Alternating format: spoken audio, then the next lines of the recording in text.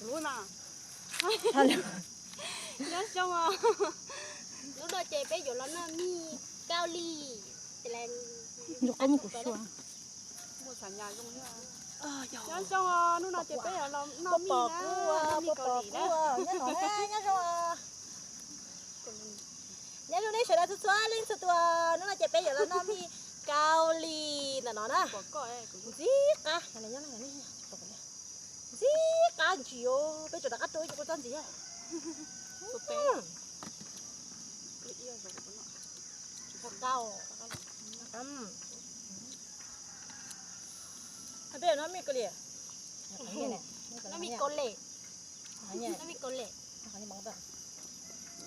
cái thứ nó ta chơi cho nên mới lo cơ của nó bạc à cái thứ nó ta chơi lại ý sen nữa sánh nó nó chơi làm thằng bé nó nè nó này ở bên bề chẳng nè tay lò nè thôi được mà cái gì bé cho cả chứ gì phong ôi ca rồi nó là phong cái không có rồi phong ca chỉ phong ca hay nó đó mòn thò hậu thế mòn nhau luôn thế phong ca nó mi cầu lì đó nó mi cầu lì mà chỉ mi cầu lì đó cho nó mà cũng nó lâu quá té mi cầu lì tên này thì tin đấy mi cầu lì mi cầu lì nó rồi nó chơi đi tí danh chơi đi tí tàu đẩy nó đó xem đi tí tàu đó mà à con nói gì nhá mà bé số té à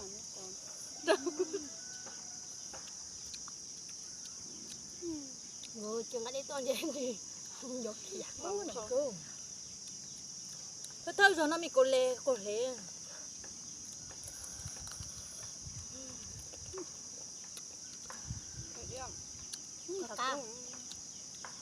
cá rồi to lúc rồi chết quá nhỉ cá bỏ tôi chết cho hỏi nhá chả chết tôi đã đặt không có đó mua rất là xịn ô cá vậy cô vậy à chim chứ cái tổ này nha một to tôi nấy ở rồi tạt mà nó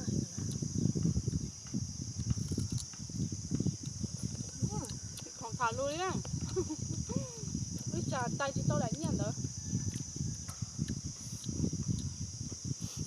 tôi đánh nhận nó nhẹ cho mọi chiếu của tôi đánh nhận cho phải buộc bướm là con chị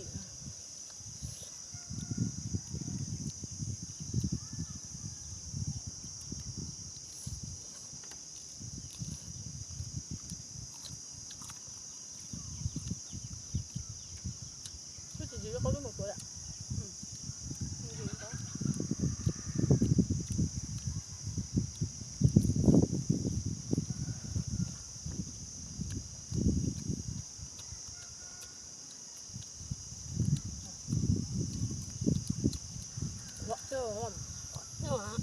thì các chú luôn chi không? Rồi chưa các vụ ăn. Thì chả cho con luôn. À chứ. Thì luôn chi thì tìm hiểu bản thân nhiều xíu. Có xíu lâu. Nó chưa xíu. Chỉ rất của.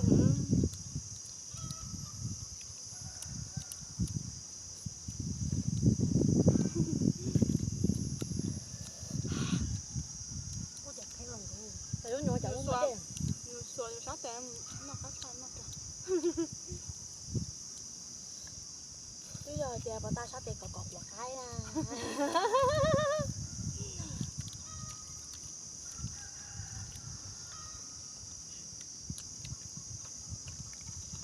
Có được tóm.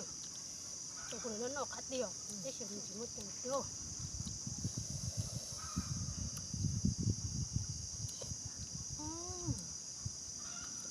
Trời có quen lắm.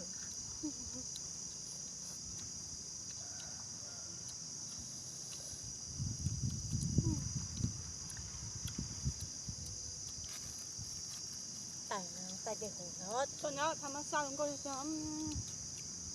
Nó cá có quạt chả cái nó theo tụi này tranh thiệt bé.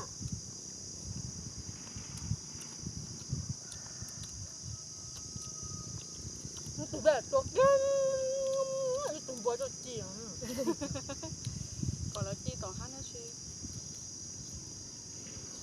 Còn đang là cái gì chị tỏ cái Tao đó, biết mà cứ chi chân nó.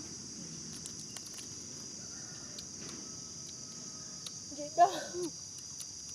Gì mất thằng ôm gì à?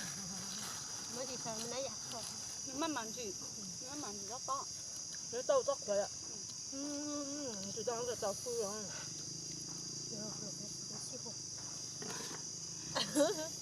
Nhưng mà có những ước thì sao người ta kịch kia.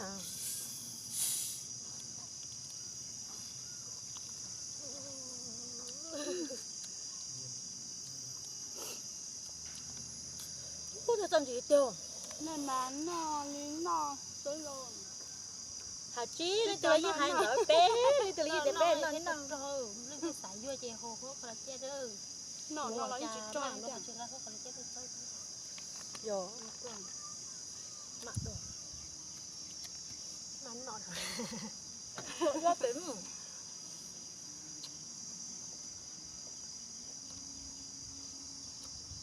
Làm còn đeo tay tàng rồi nên nó lo lắm.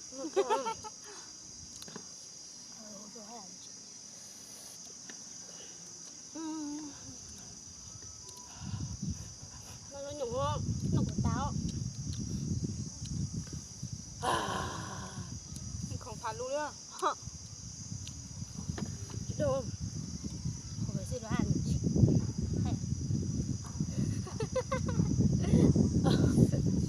Nếu mà một chỗ em con gì hả anh chị đâu? đi sập té sọc lắm sập té thì nó cái sọc này chơi kẹt dân tổng Nó té. dân hôm nay nghe bạn nói nhớ chơi chơi cái đầu bạn nói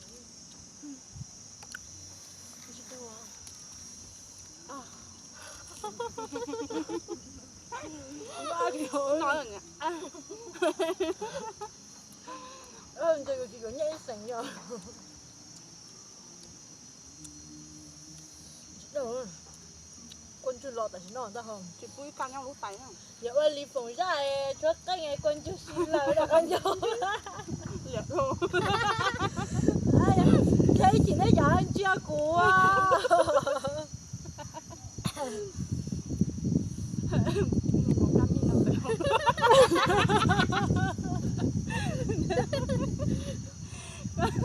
Sao chú ra đây à?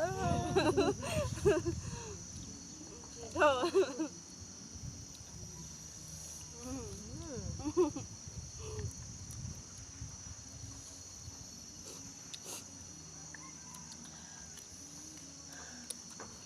Thôi thì tạo ra mà chạy bỏ.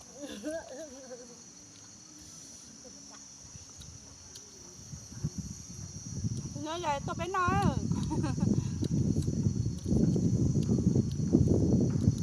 Có chưa? Chúng mà sẽ chắc cứ cho mẹ NC xuất xoa lên xuất xuất tù nè. Ok. Nó nói chè còn ca thì muốn cho thì muốn nhà lụt tôi nó mi cầu lì đà rồi. Làm nó thật rồi.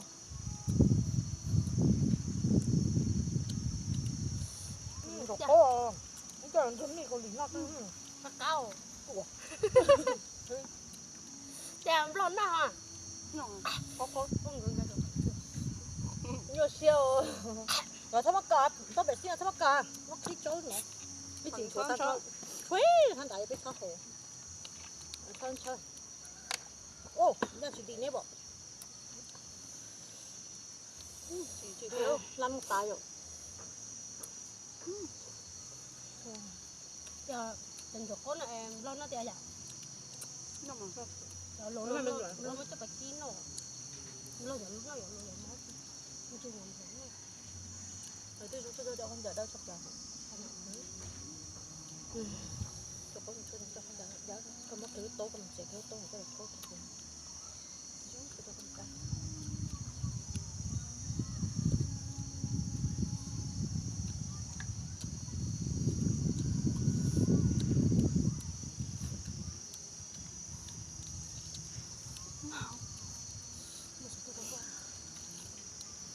Tôi sáng không? nó sẽ không có không lần đó hay người chú em giờ biết là người chú là chỉ chung cho người dẫn qua cho lên bên ăn cho chân thì cái này là món món gì đẹp. Cho hơn đó. Chúng ta chết tôi dừng đêm nó bẹt đó sao? Nó Chắc ô. chả cũng lắm nó ta tại mi nó ta muốn nói nè. Ô, Quá nó gần đây tay không được tay. wow, ta chỉ có như là trắng em.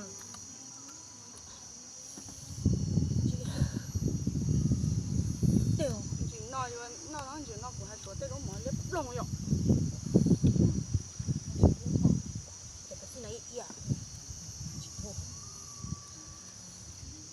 Thì con là có má. Chỉ thôi. Phải cái nửa sắp bún vậy cho nó. Khi đó cho bạn, chúng nó khỏi cúc rồi cho bạn. Tôi sẽ tặng. Ta chỉ phá này nha, cho nó nào. Thấy pha.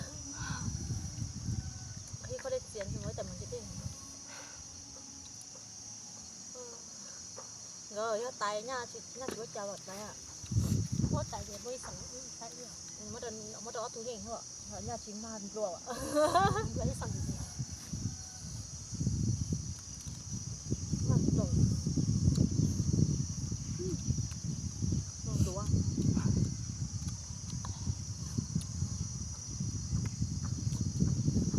Nó đang tôi chở nó tôi cái người ta nó tao. Trời. Nó cái gì rồi? Nó của. Tôi nói nữa thì tôi cho cái để cho nát cho. Trời. Cho cái để cho nó cho trời tháp vào chân gì hả?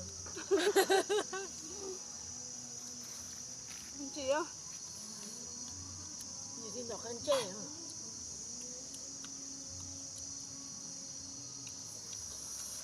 Nó tao nó có bên dưới nó tao con nếu mà mình thọ còn ngăn được mình.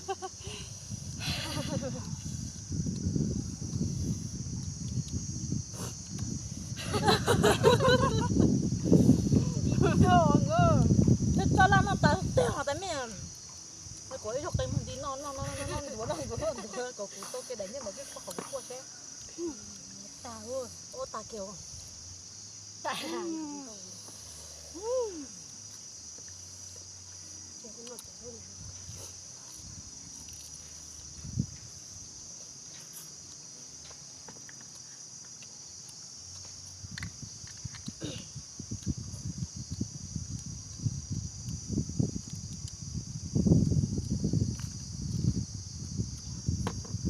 Có tại nó chạy nó đụng chơi đánh nha, nó chó.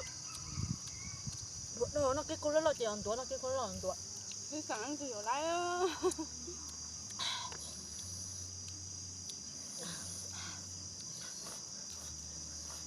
cô lý rôn trâu hay là cô lý cái miếng gì thế này cho cô lý sẽ phê cái miếng hả Không khen chị nào. đi cho đi giờ tôi hay gì đi cho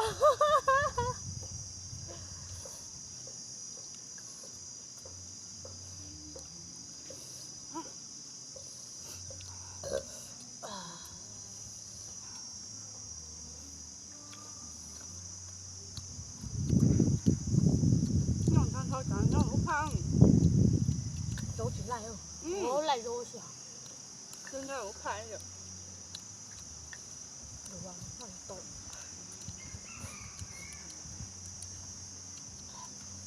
thì rốt nó còn chỉ ra một nô thiết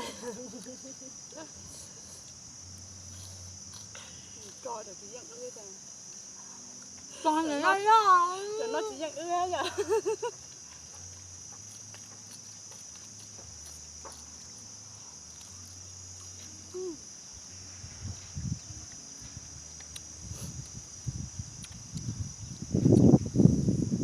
tôi hẳn cho bọn tuần tra tôi hẳn cho tuần tra bằng cả Chỉ có nên chúng nó sẽ không có tay. Phải có cọp hay là có tay. anh chỉ lo đi phồng hải ô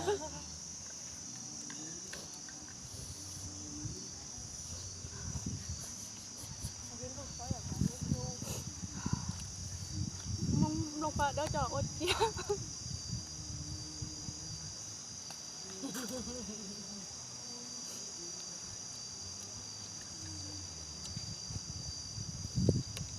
Trời tôi thắp bộ đẹp cháu.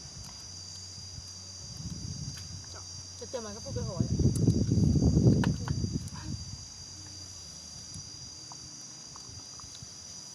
Được, cô lên tuổi đi hả?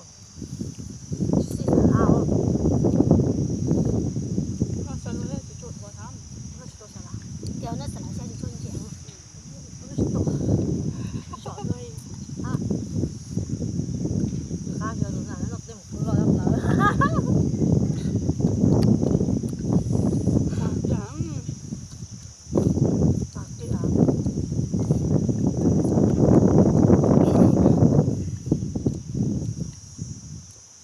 To à?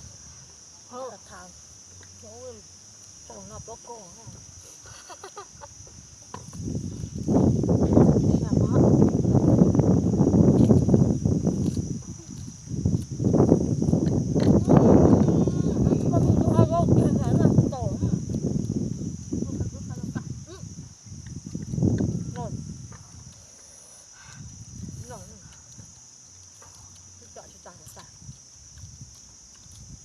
Dài mà tao rồi thì tối thì giống như thịt đâu.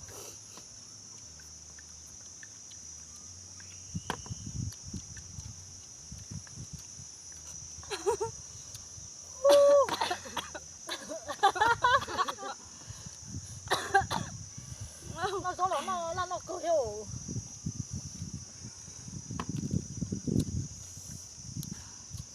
Tử.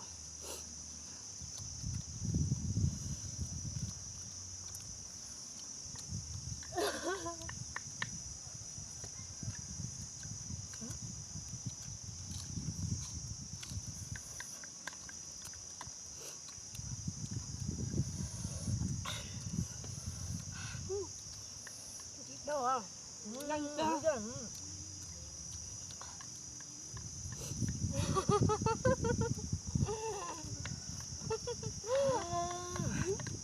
Ta rồi. Trời rồi chính là. Nhanh kìa. Nhanh kìa gì à? Để có gì rồi à? Nếu mà rón độ rồi của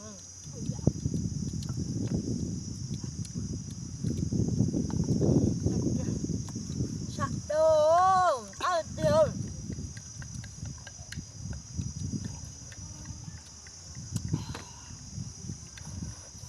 Đi thì Cho choáng. chỉ ô mi có lý ô. Nó là con gái chết đó. Chỉ tiêu. Thế nào?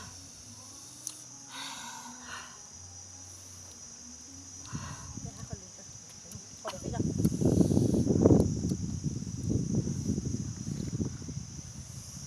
Mất cây tán nha.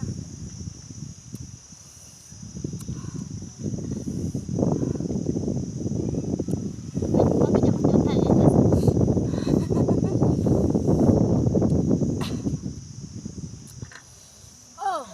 Tôm đá tiền.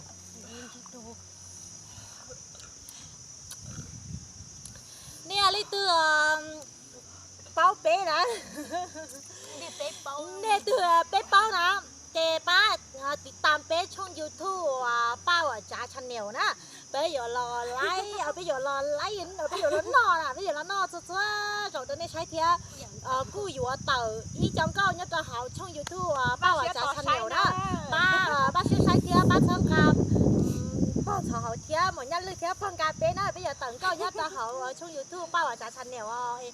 Nè ba là một thằng cà phê nữa, nhớ rồi, nè sẽ đó. Khi nào bé cho tao mày. Nó chỉ có like à. Rồi sẽ lấy tiền nó cũng like kìa nó sẽ lấy rồi lấy tiền ở like á. Khi nào mày ăn bé để cho, để mà đi bài. Nói chung là nó cũng do màu thỏ nè, cái do màu thỏ hảo nhớ luôn sao? Nhớ luôn sao à? Nhớ luôn. Bây giờ con gì cũng béo không? Còn lọc kìa. Nói chung là lúc này sẽ đã mình cho tụi nó thật là chỉ phút đâu của màu nhăn lư nè. cứ giờ màu nha lư nè giờ linh tới nó chơi lấy tư bao màu nha lư là chơi cho chúng ti tan chui thu bao à chả chăn nhậu màu nha lư bé màu nha lư bé màu nha lư giờ là không có lên nung nè chơi tao bài chơi giờ là khen tao lúc bé đó này nha nhớ chung là nó cũng như như này cũng như qua nhớ chung là nó cũng như bao là linh tư tia bao bé tia bé bao là chơi bán tiền tàn nhớ cứ chạy cho bé đó bé giờ lo tận đâu tia bé giờ lo tận tận lo nó nên sai sai na nhớ cho bé tôi YouTube ba hội trả trên đeo ba chậu bé đó nhớ cho tờ nó cứ giống một sợ hậu nó chị bé cứ giờ lọ qua nàn ta lọ tôi nên trái bé cứ lọ tờ ở cái răng cao tôi nên trái là giờ tiền tờ phải ta đi nó chị nên chỗ bao bé là giờ tiền bé bao hết chị ba là tỷ tam bé từ bé cho YouTube giờ ba hội trả cho nhiều đó nó ba là tỷ tam bé ba là sao bé thế nè ba là chân tam bé nhớ sao nè cũng cao nè tại nó giờ lấy